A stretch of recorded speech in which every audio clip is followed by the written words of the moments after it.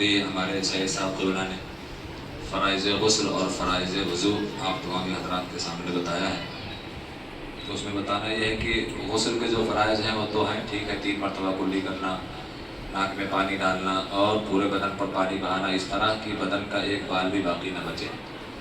وضو کے جو فرائض ہیں وہ 4 ہیں، کلی کرنا اور ناک میں پانی ڈالنا، یہ فرض نہیں بلکہ سنت۔ فرض جو ہے وہ پہلا چہرہ دھونا ہے، اور دوسرا کوہنیوں سمیت دونوں ہاتھ کو دھونا ہے، تیسرا چوتھائی سر کا مسح کرنا ہے، اور چوتھا دونوں پیر ٹخنوں سمیت دھونا ہے۔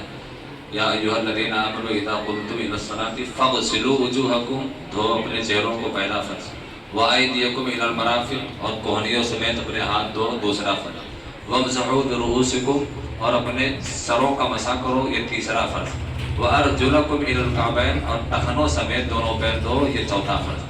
تو وضو میں 4 فرض ہیں۔ پہلا کیا ہے؟ چہرہ دھونا، ایک کان کی لو سے دوسرے کان کی لو تک، اور بال جمنے کی جگہ سے ٹھوڑی تک، ٹھوڑی کے نیچے تک، یہ چہرے کی ادا ہے۔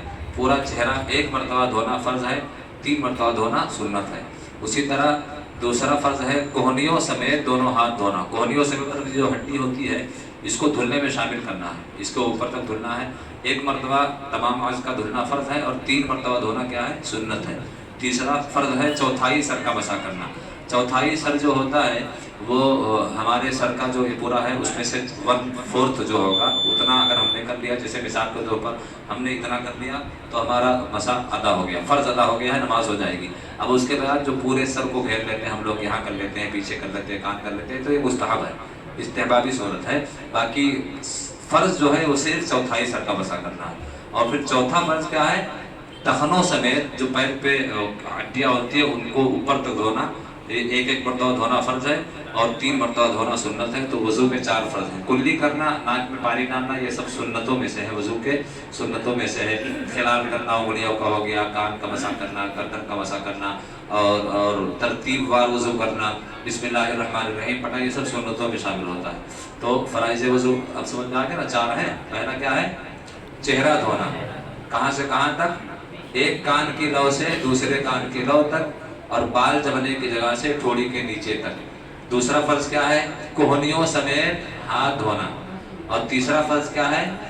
چوتھائی سر کا مسح۔ سر کا مسح کرنا پورا فرض نہیں ہے، فرض کیا کتنا ہے؟ چوتھائی سر کا مسح کرنا۔ اس میں بھی ائمہ کرام کا اختلاف ہے، لیکن چونکہ ہم اہل سنت والجماعت والے اکثریت مذہب حنفی پر عمل کرتے ہیں، تو احناف کے نزدیک، امام اعظم ابو حنیفہ کے نزدیک چوتھائی سر کا مسح ہے، اور شافعی کے نزدیک وہ بال چھو لیتے ہیں تو فرض ادا ہو جاتا ہے، 2 یا 3 بال پر بھی ان کا فرض ہے۔ اور امام مالک کے نزدیک ہے پورے سر کا مسح کرنا فرض ہے، لیکن ہمارے نزدیک چونکہ ہم حنفی مسلک کے ہیں، ہمارے نزدیک چوتھائی سر کا مسح کرنا فرض ہے۔ اور چوتھا فرض کیا ہے؟ ٹخنوں سمیت دونوں پیر دھونا۔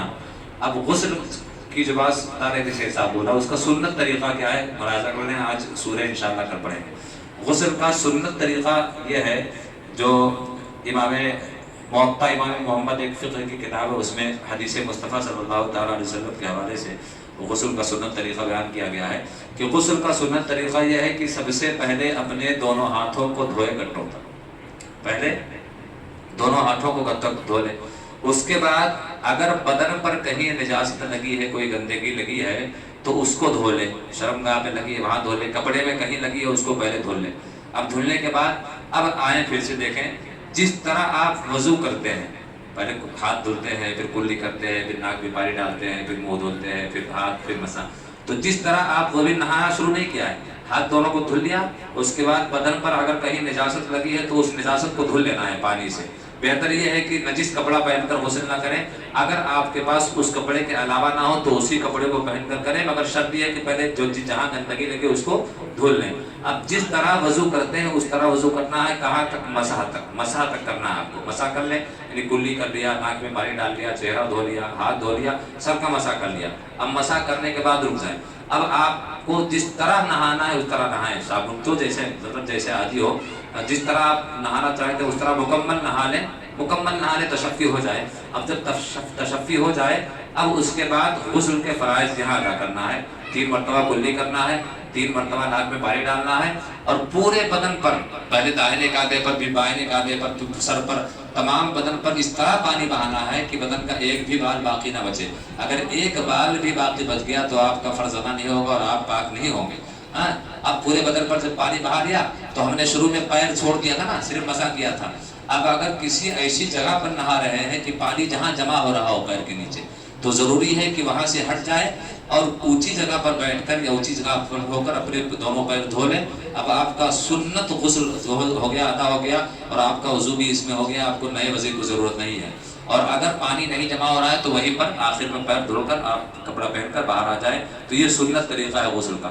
یہ عام لوگوں کو جاننا بہت ضروری ہے. کیا طریقہ اختیار کرنا ہے؟ سب سے پہلے ہاتھ دھل کے نجاست کی جگہ کو صاف کرنا ہے. اس کے بعد جس طرح وضو کرتے ہیں اس طرح وضو کر کے مسح تک وضو کرنا ہے. وہ وہاں تک مسح کرنے کے بعد اب نہانا ہے آپ کو. جس طرح آپ کو سکون ملے اس طرح آپ نہا لیں. مکمل نہانے کے بعد غسل کے فرائض 3 مرتبہ کلی کرنا, 3 مرتبہ ناک میں پانی ڈالنا, 3 مرتبہ پورے بدن پر پانی بہانا. اس کے بعد جب ہو جائے تو اگر ایسی جگہ پر ہے جہاں پانی جمع ہو رہا ہے تو ہٹ کر اپنے پیر کو دھو لینا ہے. اور اگر پانی نہیں جمع ہو رہا ہے تو وہیں پر پیر کو دھو لینے کے بعد آپ کا غسل بھی ہو گیا اور وضو بھی ہو گیا ہے. اس طرح غسل کرنے کے بعد آپ کو نماز کے لیے یا قرآن کی تلاوت کے لیے نئے سرے سے وضو کرنے کی ضرورت نہیں پڑے گی. یہ مسائل ہیں. آپ یہ باقی کے مثال ہے, بہت ضروری مثال ہے, اس کو آپ یاد رکھیں. السلام علیکم ورحمۃ اللہ تعالیٰ وبرکاتہ.